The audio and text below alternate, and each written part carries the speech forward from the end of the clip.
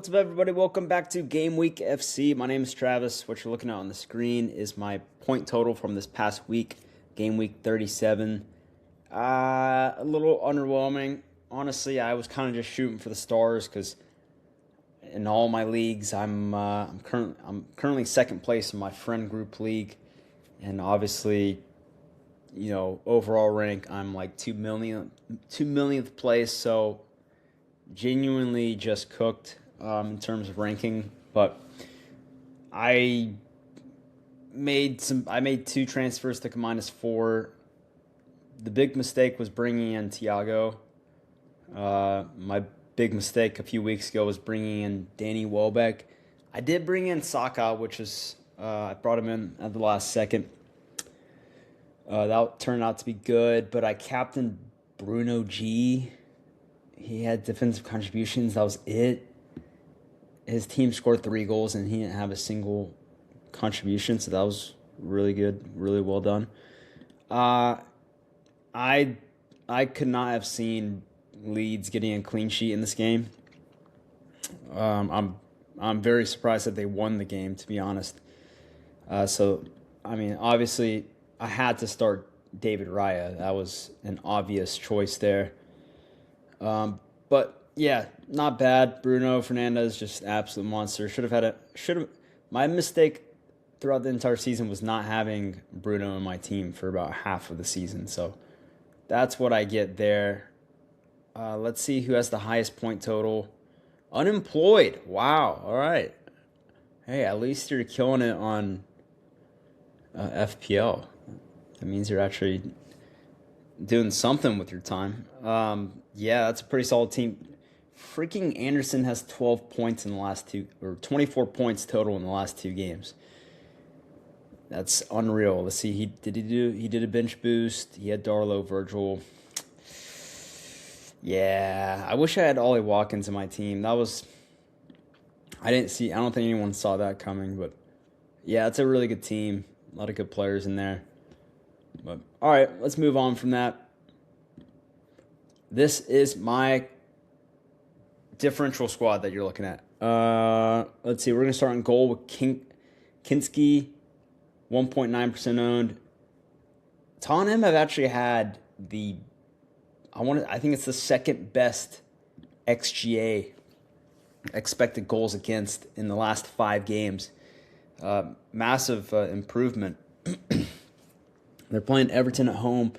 I see this game being cagey. Okay, I'd be surprised if it was like a high-scoring game just because of how high the stakes are. Everton have been a good away team. Only 39% of Everton away games have gone over 2.5 goals. So I think Kinski's going to be a big... Everton are going to get shots on goal at some point. I think Kinski could be the guy. But yeah, potential clean sheet for Tottenham there. Potential clean sheet for Newcastle. They've kind of turned it around lately. They haven't lost in 3 games. And I don't see them losing against this Fulham side currently, who only have 2 goals in their last 5 games. I think they're 4th worst XG, expected goals. Fulham just aren't playing well at the moment. I think their manager's leaving. Obviously, yes, they're playing at home. Yes, would they like to get a result at home? Yes, but they just have not been playing well, and it's hard to trust them at the moment. Next up, we got Miles Lewis-Kelly, 1.9% owned. I think he'll get a decent amount of playing time in this game. Arsenal have nothing to play for in the league. They probably are just going to get their starters. They'll probably play him for the first half and then take him out. But I think Lewis-Kelly could potentially get a full 90 here, playing in the midfield. Or they could slot him in at right back or something weird. Yeah, I think I like Lewis-Kelly in here. Potential clean sheet, potential defensive contributions. Unlikely to get an attacking return, but you never know. Next up, we got Pedro Porro, 10.8% owned, a little high, but still valuable based on his caliber. As you can see, last 2 games not too good. But before that, he had a 4-pointer, 8-pointer, 10-pointer. His XGI has been pretty solid the last 2 games for a defender. There's obviously, like I said, Tottenham's XGA has improved, second best in the last 5 games. This is a potential clean sheet, and this could also be a potential attacking return for Pedro Porro against the Everton defense that gave up 3 goals to Sunderland last game or last week. So there's potential there. A guy who has been very quietly putting up strong numbers is Bijol, Xhaka Bijol. He had an 8-pointer last game, but this guy is a defensive contribution monster. He's soaking up the DC points for Leeds at the moment, and he's only 1.2% owned. I could see him getting contribution points again against West Ham, and maybe even a clean sheet. West Ham just have not been good creating goal-scoring opportunities. XG, they're like bottom 3, bottom 5 in the last 5 games. So, and Leeds have been playing really well last 5 games as well. So, potential clean sheet there. I think defensive contribution points as well. Next up, we have, I don't even want to say his name, Lecharel Gertruida. That is a mouthful. 0.1% owned. He's gotten 90 minutes the last 2 games because I believe Daniel Ballard is still injured. But I don't know. Every time this guy plays, could be wrong, 90 minutes, I feel like Sunderland get an okay result. I could be wrong, but he's played the past 2 games and they drew United and they beat Everton. So definitely potential there. Contribution points, not so much, but I don't think they're going to get a clean sheet against Chelsea, but it's possible, okay? It's very possible. He could get DC points against Chelsea. I doubt it based on his past few games, but anything's possible. I think Sunderland defense is underrated. And it's their last home game of the season, so it would just make sense if Sunderland won 1-0 or something weird like that. Ferdi Kadioglu, 1.4% owned, consistently playing 90 minutes. XGI at 0.67 last game. He should have had an assist, it sounds like. So he's playing outside back and he's getting forward. DC points are not really there, but the attacking turn and the potential clean sheet. Don't think they're going to clean sheet United, but United have nothing really to play for. So Brighton still have European hopes. So I would stick him in there and hope for a clean sheet and maybe an assist or something. Next up, we have Alex Scott, 2.1% owned. This guy has been just Mr. Reliable throughout the season. He's pretty much averaging 4 or 5 points a game.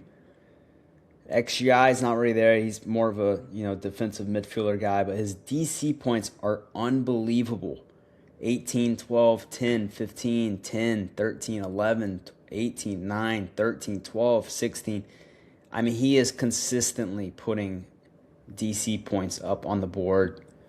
If you want a guy that you just feel you just want some consistent points, he's like an Elliot Anderson, which, by the way, that's going to be a midfield battle between Scott and Elliot Anderson. Looking forward to see that. But yeah, DC points masterclass.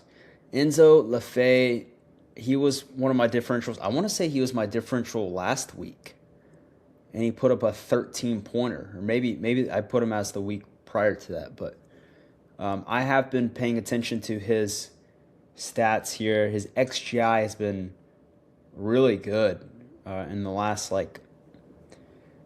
7 or 8 game weeks or 6 game weeks, something like that.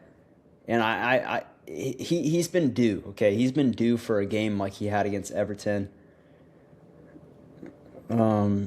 Yeah, the XGI stats really don't lie. That's what I'm looking over here on the right. XGI 1.5% on playing at home. Last game of the season, coming off a 13-pointer. Yeah, I mean, it's a no-brainer. Next up, we got Pascal Gross, who also has pretty solid, consistent XGI numbers over here on the right. Yeah, 0.51 looks like he should have had an assist against Leeds. 0.40 should have had a goal and assist maybe against Wolves. Yeah, he's looking pretty solid. Yeah, Pascal Gross has really changed this Brighton team. He's a great player. And playing at home against Man United, yeah, I mean, let's not act like Man United's defense is miraculous or something. Next we have Marcus Tavernier, 4.3% owned. XGI 0.54 last game, 0.28, 0.17, 0.17, 1.66.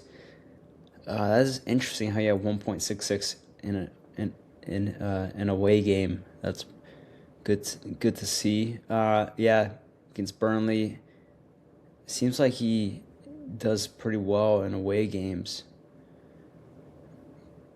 Yeah. Okay. So yeah, I have Marcus Tavernier. As you can see here, his last attacking return was against Newcastle, Gameweek 33.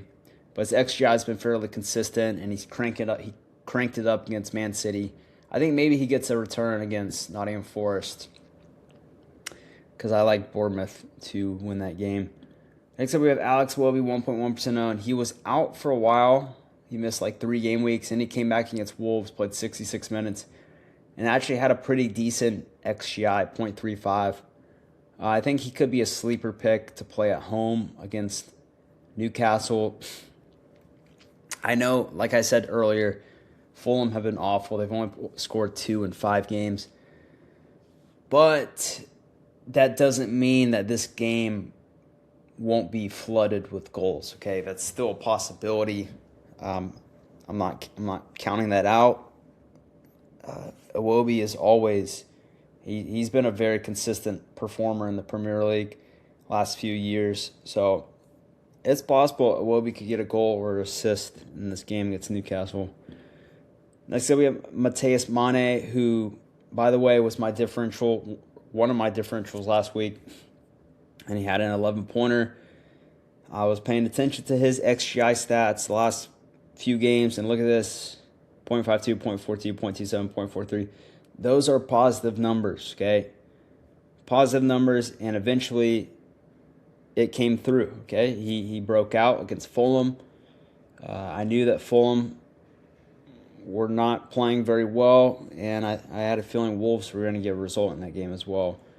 But yeah, Mateus Mane, I actually thought he was going to get an assist because his XA, expected assists, those stats have been better than his goal scoring stats, but looks like he should have had an assist against Fulham as well. But hey, I'll take it. Next up, we have Richarlison, who these numbers are looking really good. His XGI 1.00 exactly, 0.59, 0.50, 0.08. I mean, these are really high XGI stats. I would be tempted based on, Tottenham needing to win this game, and, I think those XGI stats are going to be pretty similar in this game against Everton. It's maybe even worth, if you have nothing left in your league like me, to maybe even bring in Richarlison and captain him. That's not a bad play. Pedro Porro assist Richarlison. Yeah, I need it. William Osula, another guy who just unbelievable XGI stats lately. I want to say he was one of my differentials last week, or I was like toying between him or someone else, I believe. But he was definitely one of the guys I had. I almost brought him into my actual team and I decided to bring in Saka instead, who did well as well. But gosh, I should have picked up Osula instead of freaking Thiago, dude. Man, XGI stats are through the roof: 1.06, 0.58, 1.09. Yeah, this guy's locked in. Yeah, I don't know why everyone should have him in your team at only 5.5% owned. That's a lot of value. Fulham suck. So, yeah, but that's all I got for you guys in this video. Hope you enjoyed it. Last game week of the season. I'm so sad, but we're going to keep cranking out content because we do have the World Cup this summer.